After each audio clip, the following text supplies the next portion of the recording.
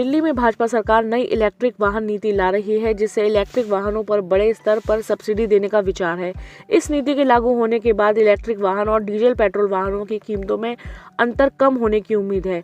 दिल्ली सरकार की नई ईवी पॉलिसी का मुख्य फोकस चार्जिंग इंफ्रास्ट्रक्चर को बेहद सुलभ बनाना है।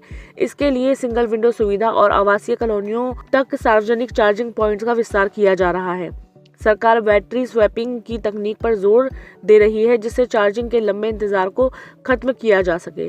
साथ ही पुरानी बैटरियों के वैज्ञानिक निपटान के लिए भी स्पष्ट दिशा निर्देश तैयार किए जा रहे हैं। प्रशासनिक स्तर पर भी मुख्यमंत्री रेखा गुप्ता ने ऊर्जा मंत्री आशीष सूद की अध्यक्षता में एक उच्च स्तरीय समिति बनाई है, जो नीति को त्रुटिहीन बनाने पर काम कर रही है। परिवहन मंत्री डॉक्टर पंकज सिंह के अनुसार दिल्ली में ईवी अपनाने की गति तेज हुई है और पिछले 10 महीनों में 1 लाख से अधिक पंजीकरण हुए हैं। इसके अतिरिक्त सरकार पिछली सरकार की बकाया 45 करोड़ रुपए की सब्सिडी भी जारी करेगी, जिससे वाहन मालिकों को बड़ी राहत मिलेगी और प्रदूषण के खिलाफ लड़ाई को बल मिलेगा। मुख्यमंत्री रेखा गुप्ता ने स्पष्ट किया है कि भविष्य की नीति के अंतर्गत ईवी नीति में सरकार का प्राथमिक ध्यान वित्तीय प्रोत्साहन पर है।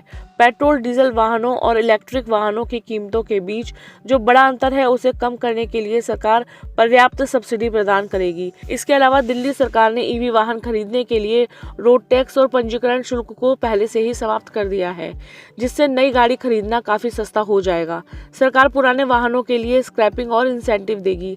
सरकार ने वाहन निर्माताओं से कहा है कि वे मांग के अनुसार समन्वय स्थापित करेंगे। निर्माताओं को बाजार की मांग के अनुसार वाहनों की समयबद्ध आपूर्ति सुनिश्चित करने को कहा गया है। कंपनियों को आगाह किया गया है कि वे वाहनों की गति वाजिब रखेंगे। दिल्ली सरकार ईवी नीति की बुनियादी ढांचे को लेकर सिंगल विंडो सुविधा और नेटवर्क विस्तार पर जोर दे रही है। इसके तहत प्रमुख सार्वजनिक स्थानों के साथ साथ अब आवासीय कॉलोनियों के पास भी सार्वजनिक चार्जिंग पॉइंट स्थापित किए जाएंगे। साथ ही पुरानी बैटरियों के वैज्ञानिक तरीके से निपटान और बैटरी स्वैपिंग की सुविधाएं विकसित की जाएंगी, ताकि चार्जिंग के लिए लंबा इंतजार न करना पड़े।